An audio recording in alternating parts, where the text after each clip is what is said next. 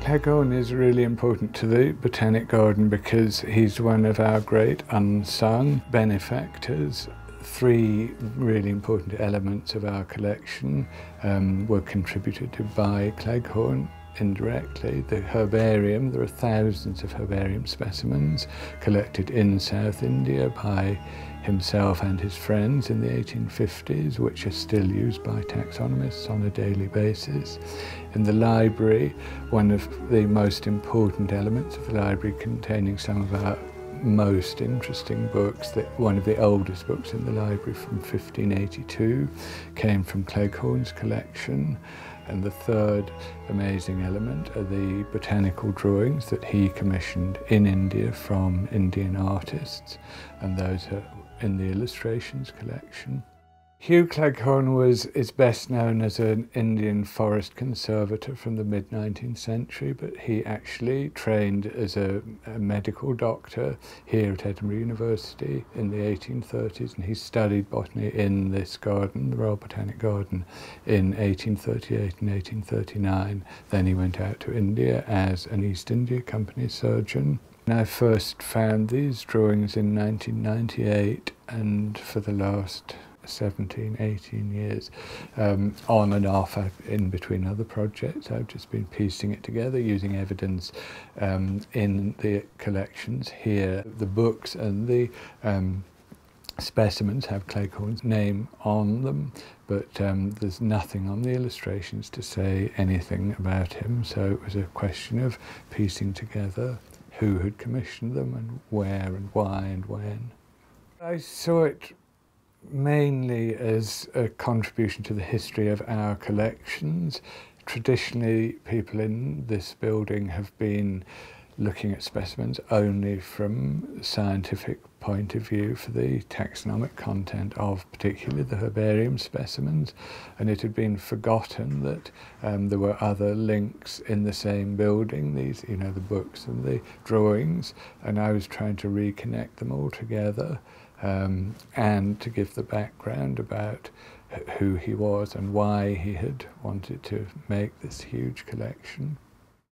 The illustrations collection, sitting in hanging files at the back of the library, had about 250,000 items. These vary between newspaper cuttings, prints from books and original watercolours, and I started working on that collection, taking out all the original drawings, and that was the beginning of realising that a lot of them were to do with Cleghorn.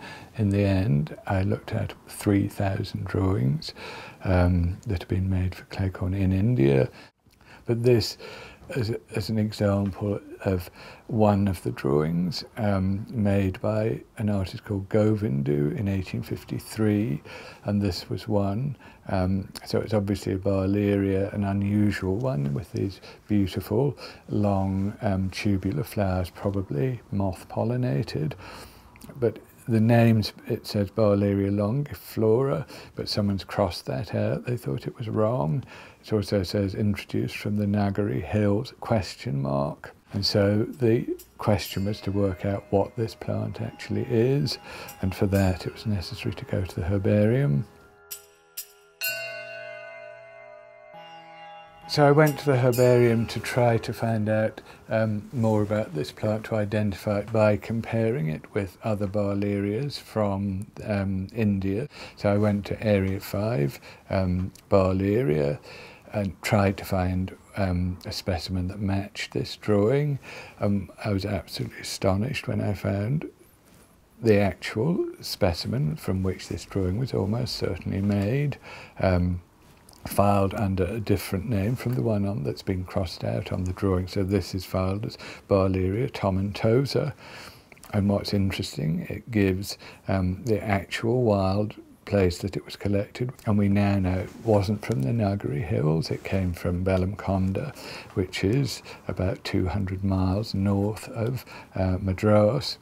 And the fascinating thing is the specimen, it isn't longifolia, it's not tomentosa, it's actually an undescribed species. It's got very, very strange calyx lobes. Tomentosa is a species that has long tubes and white flowers, but the calyx lobes are wrong for that. One thing you can't tell from a specimen is the colour of the flower, and that's why these botanists commissioned local artists to make paintings as a supplement to the specimen to show things that would be lost when the specimen is dried. So this is a new species, and my ambition now is to go back to Bellamconda. I found out where it is and look for this plant because I bet it's still growing there, and then it will be possible to make a new description and give it a new name.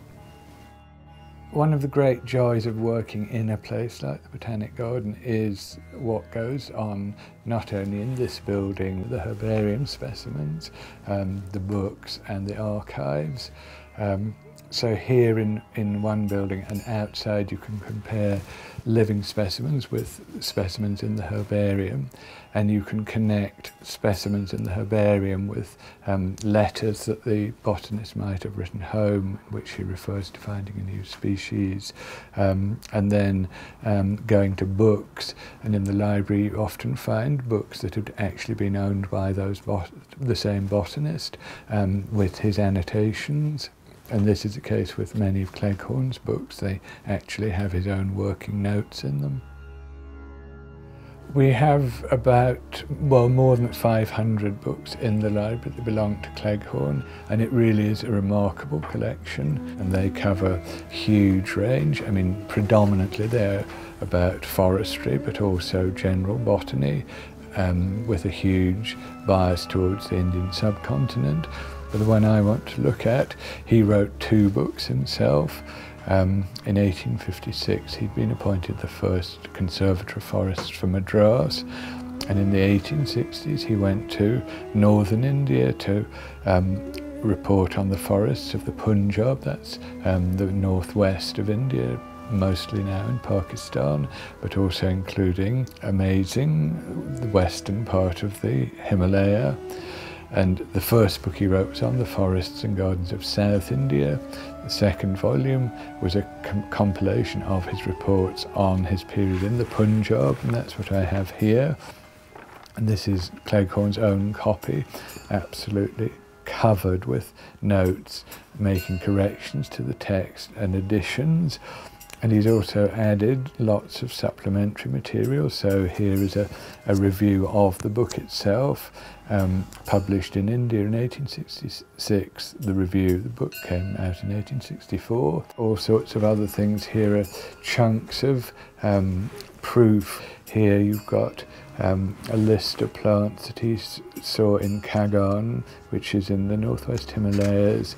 You've got a list of animals, you've got all sorts of things, but at the end, really interestingly, you've got the list of people that Cleghorn sent the copies of this book to. It was published in a tiny edition, we don't know, but probably no more than a couple of 100 copies. And here he's written the names of the people he sent copies to from the Viceroy downwards. And then you've got maps, a printed map by the Survey of India, beautiful lithographed map showing some of the areas he was exploring. He was looking for where there were intact timber forests, particularly of the deodar, the kind of species of cedar, which was in great demand at this time for making railway sleepers. This was the time when the railways were expanding in India. And then behind me is the beautiful hand-drawn map that he drew himself based on a published map, but with his own journeys. And that's the map that I used when I redid some of his travels in the Western Himalayas.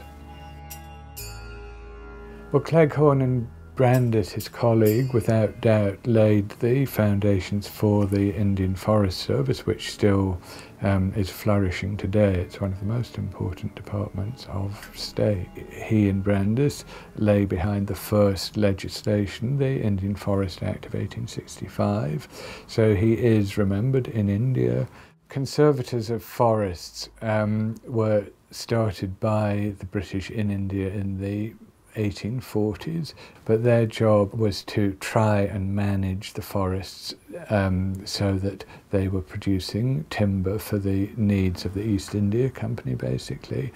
But Cleghorn was aware of the effects of deforestation on climate, and he did want to try to balance these needs. And there was a third element, of course, and that was the locals who had been using these forests for generations for their own needs, for fuel, wood, and for the non-timber products, for medicine.